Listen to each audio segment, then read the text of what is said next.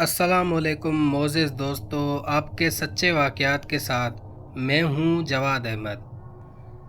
आज मैं जो आपके साथ वाक़या शेयर करने जा रहा हूँ, ये वाक़या मुझे मेहर तबस्सुम सयाल ने भेजा है।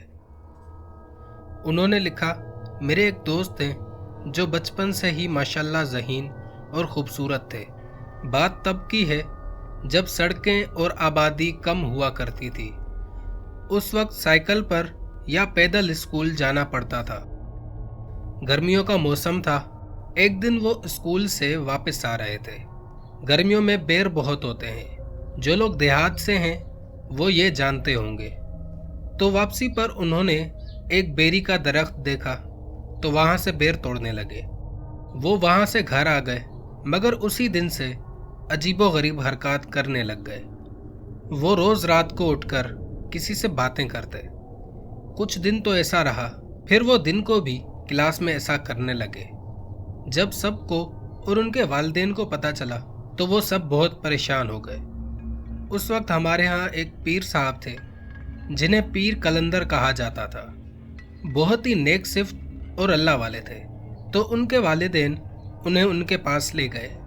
जब पीर साहब ने अपने इल्म और अमल से उस मखलूक को हाजिर किया तो पता चला कि जनाब कुछ दिन पहले बेर खा रहे थे, और जिस बेरी के दरख्त से उन्होंने वो बेर तोड़े तो वहाँ पर एक परी थी जिसे आम ज़बान में जिन्नी भी कहा जाता है, और वो उसी के साथ ही वापस आ गई, मगर उसे कोई नुकसान नहीं पहुँचाया था।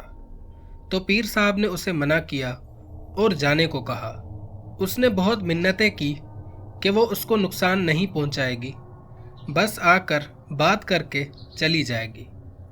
मगर पीर साहब के कहने पर वो बड़ी मुश्किल से चली गई। लेकिन वो पीर अब इस दुनिया में नहीं है।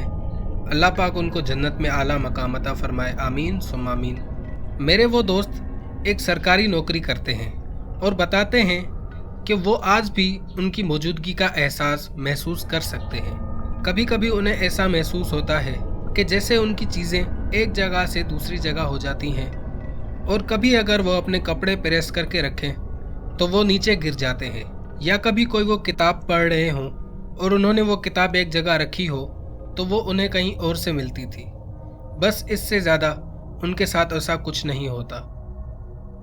एक और वाक़या जो मैं आपके साथ शेयर करने जा रहा हूँ, वो लिखती हैं कि ये वाक़या आज से 10 साल पहले का है। मैं और मेरी छोटी बहन रात को अपने रूम में सोने के लिए गए तो आधी रात को रूम का दरवाज़ा बजना शुरू हो गया। मैंने उठकर चेक किया, मगर बाहर कोई भी मौजूद न था। दरवाज़ा मुसलसल बज रहा था। रात के 2 बजे का वक्त था।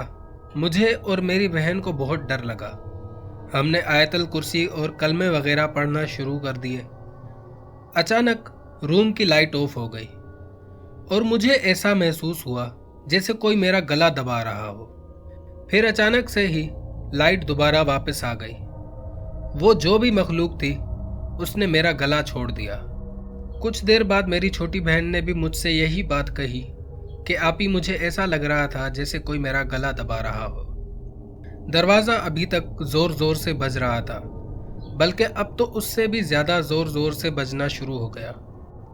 उन्होंने ये भी कहा कि मुझ में खौफ के मारे इतनी भी हिम्मत नहीं हुई कि मैं अपने अब्बू को आवाज़ देती। फिर साइड टेबल पर पड़े फ़ोन से अब्बू को कॉल की और उनको कहा कि आप जल्दी हमारे रूम में आ जाएं।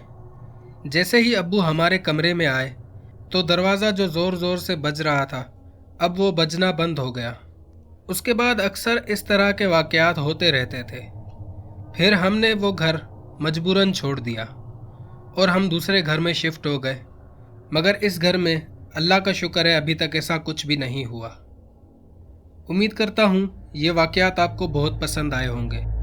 मज़ीद ऐसे सबक आमोज़ और सच्चे वाक़यात के लिए चैनल को ज़रूर सब्सक्राइब करें। अगर आपके साथ भी कोई ऐसा खौफनाक या सच्चा वाक़या पेश आ चुका है तो मुझे मेरे ईमेल या नंबर पर भेज सकते हैं, जो कि मेरे डिस्क्रिप्शन में आपको मिल जाएगा। मैं मिलता हूँ आपसे एक और नई वीडियो और एक और सबक आमोज़ वाक़ये के साथ। तब तक के लिए अपना और अपने प्यारों का बहुत सारा ख्याल रखें। अल्लाह हाफिज़, अल्लाह निगहबान।